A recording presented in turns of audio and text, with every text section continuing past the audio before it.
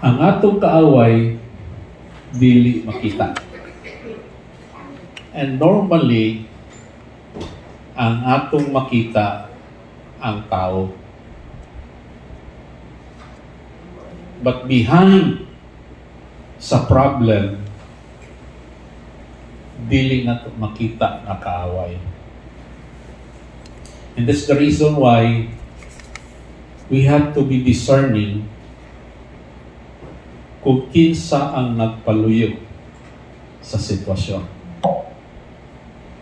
Because the Bible says, we do not wrestle against flesh and blood, but against spiritual forces in dark places. Are you following me? Okay. Atong tan-awon sa Ephesians chapter 6 verse 12 to 13. Okay? Now, very important that we understand in a Christian life this aspect. Because for all you know, your problems, your challenges, na ay nagpaluyo nga dili maayong spirito. Okay? And you are not aware of that. And that's why ang imong problema magbalik-balik on sometimes musamot Hinoon. Because you're not able to deal it in accordance with God's ways. Okay? Kaya yung si San Pablo, ang atong pakigbisog is not against people. Basahon na to. For we do not wrestle against flesh and blood, but against the rulers, against the authorities, against the cosmic powers over this present darkness, against the spiritual forces of evil in the heavenly places. Therefore, take up the whole armor of God, and that you may be able to withstand in the evil day, and having done all, to stand firm. Now, yung si San Pablo, ang atong tinuod nga kontra is the devil. Okay? Dili lang kay ang devil is the other one, enemy, which is the worst enemy, is ignorance. The devil is still the enemy, but there's another enemy which is worse than the devil, which is ignorance. As a matter of fact, the devil will use ignorance as the front. Hello. The Bible says, my people are destroyed because of lack of knowledge. Okay?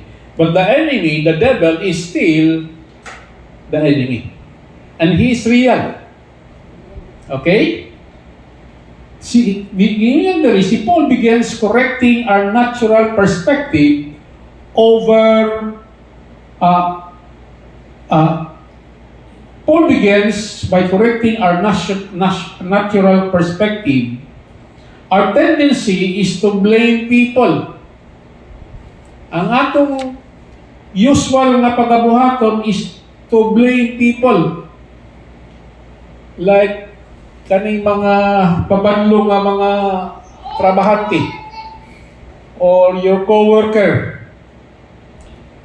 or the stubborn family member, baka na kay anak nga pabadlong or pabadlong nga bana, pabadlong nga asawa. Hello? Or dili maayo nga kapitbahay kontra nga silingan. Usual ba yan na siya? Hello? Or even mga kontra sa politika. Labi na karon. Si St. Paul nakaingon, ang uyok sa maong struggle, pakigbugno, dili siya human. Although ang front ana, human. Pero behind it, there's spirit working against one another. Kana bitang usa ka organization nga naay division. Even simbahan. You will be surprised sa kana bitang feeling of hatred and hunger. Pero mga Kristohanon, hello? Which is not supposed to be. Really kakasabot, nganong inana man ang feeling, ang emotion. Why? Because there is a devil or a spirit nagpaluyo ana. And normally, in times nga naay conflict, ang atong tan-aw sa usa ka tawo mao siya'y demonyo. Hello? Nga gusto nimong pildihon. Kung mahimong kulatahon, kulatahon. Hello? Flesh and blood. Saan yung flesh and blood? Kani atong unod. Yan atong body. Okay? It represents the visible, tangible world. When we mistake people for the ultimate enemy, we fall into the cycles of bitterness, hatred, and futile conflict. So kung imong tan-awon sa usa ka tawo nga mo'y imong kontra, masulod ka sa trap sa demonyo. Okay, ngadto sa kaning gitawag cycle of bitterness. Kana bang unsa nang bitterness sa Binisaya? Ha? Dili kalagot, kapungot mo ng kalagot. Kanang bitterness nga mura siya kagkuan nang lugod ka ba? Something it's a higher form of unforgiveness. Nga di ka kapasaylo. Kay giubos ka. Okay? Okay? Nga di ko gusto sa tao. Yung kana siya nga spirito, kung you consider a person as the enemy, magbalik-balik na siya. Hatred. I think kaning bitterness of hatred, magkuyog na siya. Labi na yun sa managtiayon. Hello? Okay? And futile conflict. Wala gihinungdan.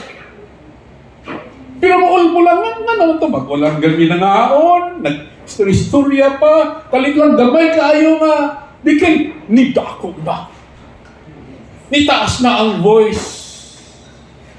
Are you following me? And Paul was warning us that we have to be careful because there are powers or spirits behind the visible world, which is the invisible world. So si Paul, yun siya, you have to address this. Okay?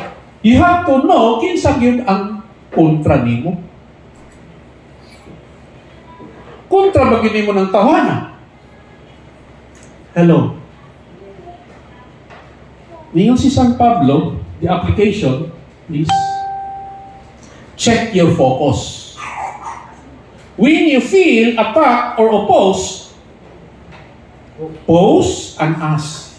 Pangutan mo sa, am I fighting a person or a spiritual influence behind the situation? Kaya most often, ang atong tanaw sa tao mo ang demonyo. Hello, ikaw may kontra. So kanang murder ka ng kapungot bitaw, na out of your anger you do something. Ang ato mga katigulangan na nagitawag na nila na demonyuhan. Ikaw nga na, kuan ba, nasuko, na demonyuhan. Amura ka, wala ka sa imong kaugalingon. Kasi mo kaugalingon, kayo naman. Kuha kang sundan, kuha ka o ginagiban, imong dunggapon, or imo bang pusilon, out of fit of anger. Hello?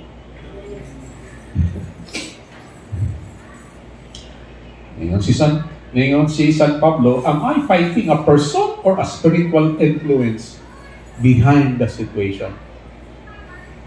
Okay, later on, if you do that, kanang imong patuyangan ng imong kaligot-got o kapungot, you will realize later o magbasol ka nganong imong gibuhat. And that's how crime is originated. Kaya kanang tao buhat o dili maayo. What normally it is out of anger and including pride. Hello. Another thing, you have to respond with spiritual discernment. Ano man nila? Instead of reacting with anger and retaliation, pray for discernment. Ano naman to? Kalit pa lang to. The real battle is for hearts, minds, and spiritual allegiance. So, kaya ang ato na yung pakigbugno, dili external. In our heart, in our mind, and asa ka ang imong side. Are you with God? Or are you with the devil? Now, most of us know what is right and wrong. But in the moment of fit of anger, usahay, dili nakakakita unsay maayo o unsay daotan. Kaya ang imong patuyangan na lang ang imong kasuko. Until ma-express nimo, okay, dili ka mahunong. Hello? Love people, fight darkness. We are called to love even our enemies. If you are a true Christian, the commandment of the Lord is love your enemies. Ang mga tanan ko ninyo, sayon ra ba higugmaon ang imong kaaway? Hello? Niyon si Ginoong Hesus. If somebody gonna slap you in one face, ipasagpaksag ang imong under. Kung batuhol kuno ka, ang imong ibaos, paan.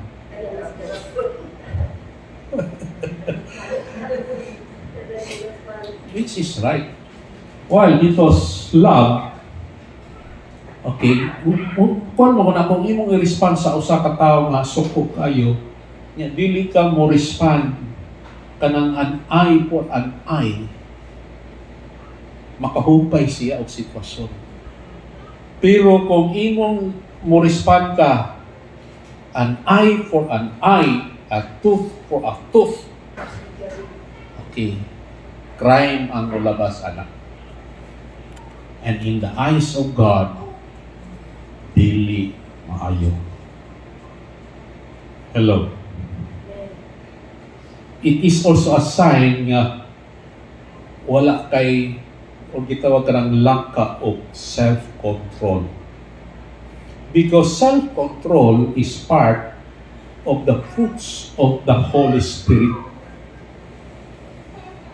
And probably, i-allow na nga situation because God wants you to grow up in the area of patience and self-control. Ikaw kasabot. Kaya even simbahan in leadership, pag naagay division, grabe.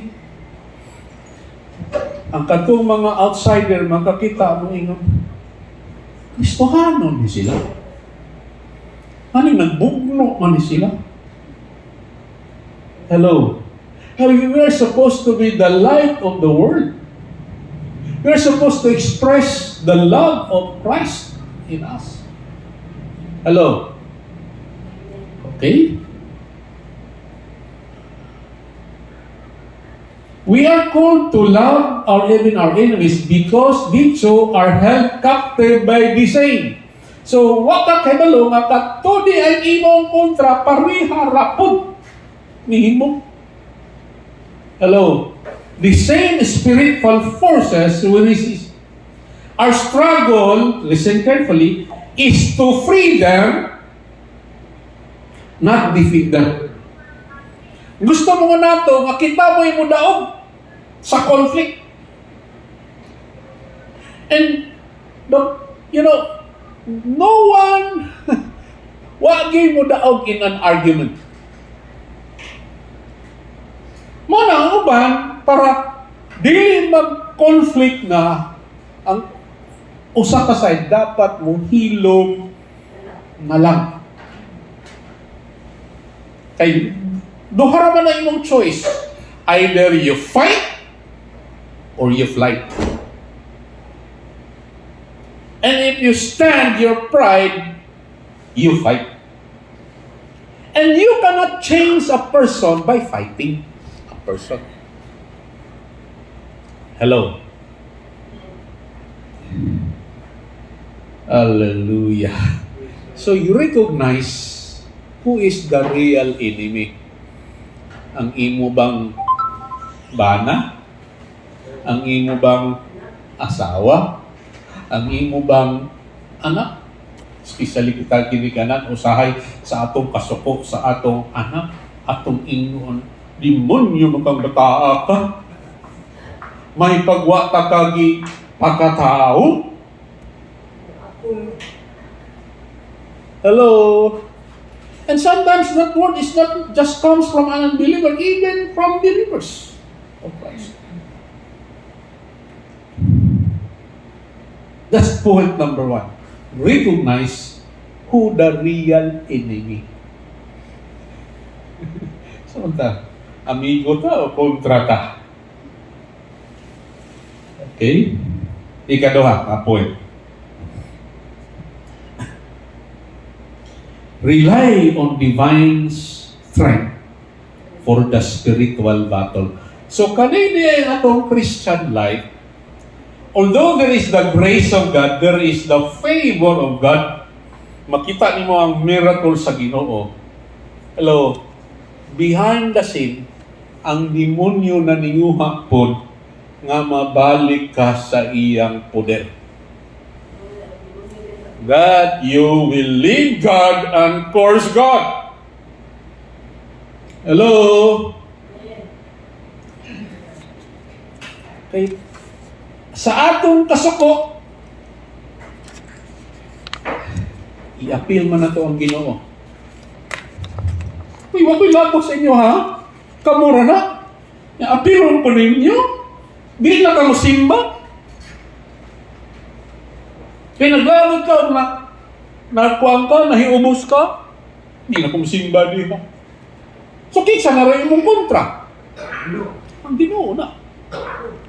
And that is the trap of the enemy. Na malayo ka sa Ginoo. Kaya kung malayo na ka sa Ginoo, i-devour ka niya. Hello. Wala pa'y usa ka tao nga ni-backslide, nga ni-prosper. Initially, siguro like a prodigal son, naka-enjoy siya kadiyot sa iyang nakuha nga wealth. But eventually, naglisod yun siya. Hello. Nga naman, wala naman ang favor ni God. And remember, the mission of the enemy